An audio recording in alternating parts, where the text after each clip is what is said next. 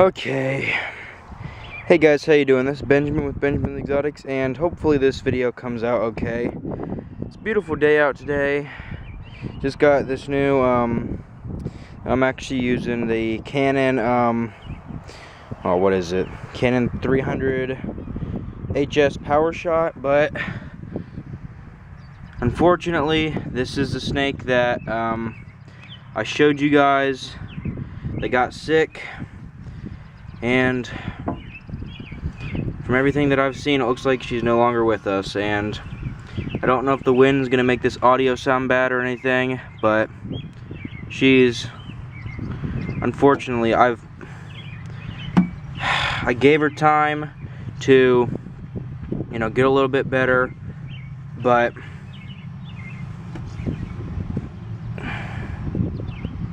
no, she's giving me absolutely no response. Her muscles are tight, absolutely no response at all. Heat pads don't seem to be working, or sorry, not heat pads, her heat sensing pits, and this was the big indicator to me. I know this is not how you normally hold her like a normal snake, but her heat pits are all gone, meaning that normally they're an orange color, and they're completely not orange. And this kind of shows you guys what can happen when you, I guess, don't buy from quality breeders. As you can see, she doesn't look bad if you look at her like this, and I could be doing a video right now saying, hey guys, here's, just normal snake that I got. Looks fine. Isn't she pretty? A little bit underweight maybe, but isn't she pretty? But I gave her all of yesterday basically. I was kind of scared that she wasn't going to make it, so I didn't take her out or anything. I treated her the best I could, but she was basically, I don't want to say she's basically dead, but she was basically dead when I showed you guys her. So, some people will preserve their snakes and stuff like that with alcohol and stuff, and I don't want to do that, because I don't want to see a snake lying around knowing that I got this snake. It got in such a bad position and way that I could not save it. Literally could not save it. Even antibiotics would not have worked fast enough for this girl. But unfortunately, her cage did start to smell pretty bad. Her eyes are giving me nothing. She's gone. And that really sucks. Really sucks. Not only, of course, because of the money, but she's completely stiff. This front part of her is completely stiff, and her back side's like normal, but no breaths, no anything. She's gone. So this is actually the first ever snake I've had die. So I really don't know what I'm gonna do. I heard some people like to preserve them and look at them, but I hope the wind isn't affecting the camera too much. Some people like to preserve them and look at them, but I figured I'm not gonna do that, because I don't want to go into my reptile room every day and see a snake that I know died because of incorrect care. And I've said it before, I don't like the way it sounds, but if the breeder does not either contact me or do something to make this right, because this is just ridiculous, I will go on and tell about all the stuff. He hasn't contacted me in the last 5 days, more than 5 days actually, like 6 days. It's ridiculous. And it's just, this is disgusting, to be honest. It's really disgusting.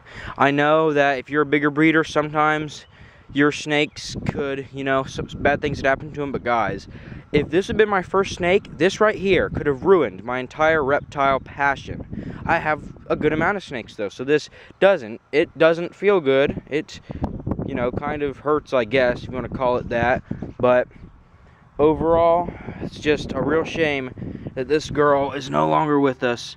Beautiful snake, was great, but unfortunately, the respiratory infection basically drowned her.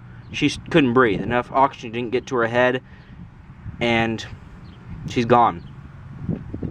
So, I guess my videos have really shifted from being happy to sad, and I'm mixed emotions right now. I'm mad because she got this way.